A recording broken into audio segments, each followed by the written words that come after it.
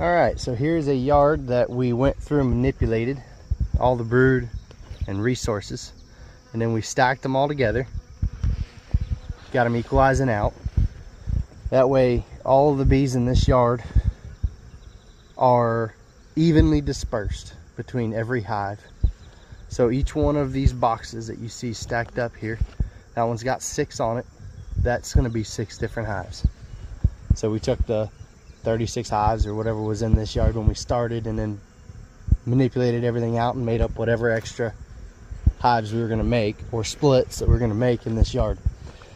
Now is what I'm going to do is go through, break every one of these boxes off and spread them out from pallet to pallet, which I've explained to you guys before, and come back through and drop queen cells in them, close them all up, and then turn every one of these pallets. So you can see these pallets right now are currently facing they're currently facing east-west. I'm going to turn every one of these pallets north-south. So when I'm done, everything will be disoriented, mixed around. The bees will pretty evenly disperse through all of these boxes, all of these hives, when it's all over with. They'll have a queen cell. They'll smell the queen cell, the pheromones from the queen cell. They'll smell the pheromones from the brood. All of these bees will pretty evenly disperse out, and when we come back through, we generally get pretty good acceptance doing this. You can see in the yard there's a little bit of goldenrod starting. This whole field is loaded with goldenrod that is just starting to open up. Goldenrod and ironweed. There's purple ironweed out there as well. I mean, there's a lot around here for them to work right now. There's not going to be for long, but right now there's plenty for them to do. But anyways, I'm going to get the camera set up on the Bobcat and see if I can't get you guys a little bit of footage of what we're doing here so you understand what I'm talking about, because it's kind of hard to make sense of it without actually seeing it. So keep watching.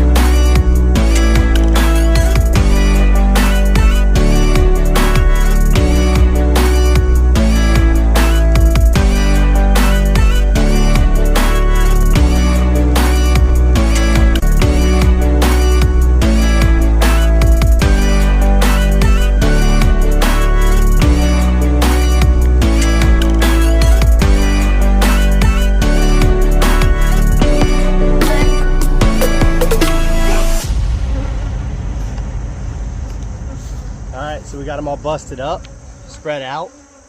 The bees are kind of flying everywhere. They're disoriented. They've been used to being stacked, 3 to 6 high over the last 3 days. So now I'm going to go through. I've smoked them. I'm going to go through. I'm going to drop queen cells in.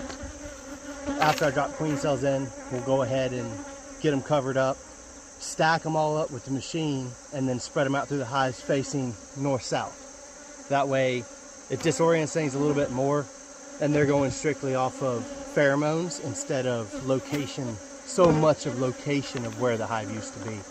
We'll get a little bit more of an even dispersion of the bees that way. So that's what we're going to do now.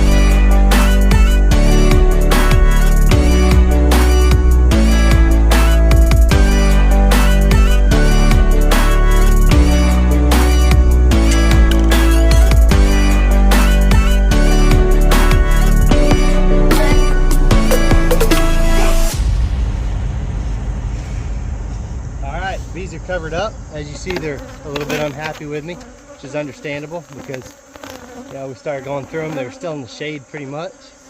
They don't like that a whole lot. But we got them all covered up. There's a lot of bees in every one of the boxes, so that's good. I'm gonna go now and turn them the other direction, turn them north-south, and we're gonna get out of here.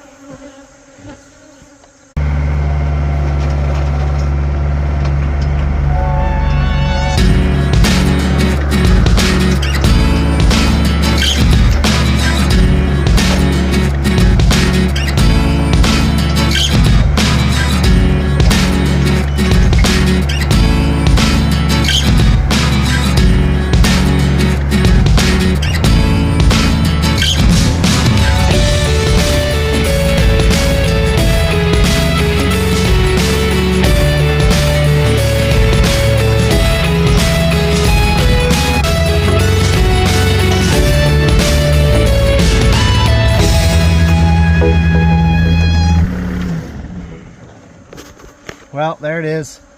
That's the yard completely broke down, spread out onto pallets, and they've all got queen cells in them. Those queens will be hatching this afternoon. The bees are all disoriented. As you can see, they're flying all over trying to find where the new entrances are. I know that might seem like a counterintuitive thing, but that's what we need right now. We need them to be a little bit confused. They're going to accept those queens better. They're going to even out in the hives better. And then when we come back here, everything's going to get picked up, moved into a bunching yard here in about 3 to 4 weeks, depending on what the hurricanes do in South Florida.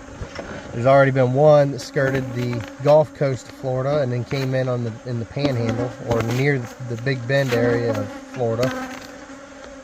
Did a lot of damage, a lot of rain. Things are pretty wet down there right now. There's another one out in the Atlantic that's flirting with going up and cooling off all the waters in the Atlantic. That only leaves a path straight to the east coast of Florida, which I'm on the west coast of Florida, but a hurricane hitting the east coast of Florida drops a lot of rain, and then we wind up losing a lot of bees because of that, even the high spots. And especially in the fall, late fall, all the farm fields are planted, so those farmers, they got to get that water off of those fields, and if you're out in agricultural areas, you're gonna get overflow. That's just gonna happen. There's no way around it. Yeah, they pump into retention ponds, but there's so much overflow at that time that nothing you can do about it. I've had some pretty bad damage happen, even pretty late in the fall, all the way into like beginning in November. But right before Thanksgiving, actually, one time I had some bees get completely flooded out and was not expecting that. Yeah, we got some rain, but it was because of the farm fields and orange groves around had to get the water off. So you can get surprised like that if you're not careful. But that's the game plan. We're gonna kind of play it by ear, and when we can get, you know, clear weather to get them to Florida, we're gonna pick them all up, throw them on a truck, and get them home. By then they'll be ready to kick it on the pepper if we're going to have a pepper flow. Well, that's what we're all hoping for. Just see what happens. So this is a little insight into how we do this. I know I kind of explained it in an earlier video, but now you can actually see for yourself how it's actually done. So until next time, y'all have a good day.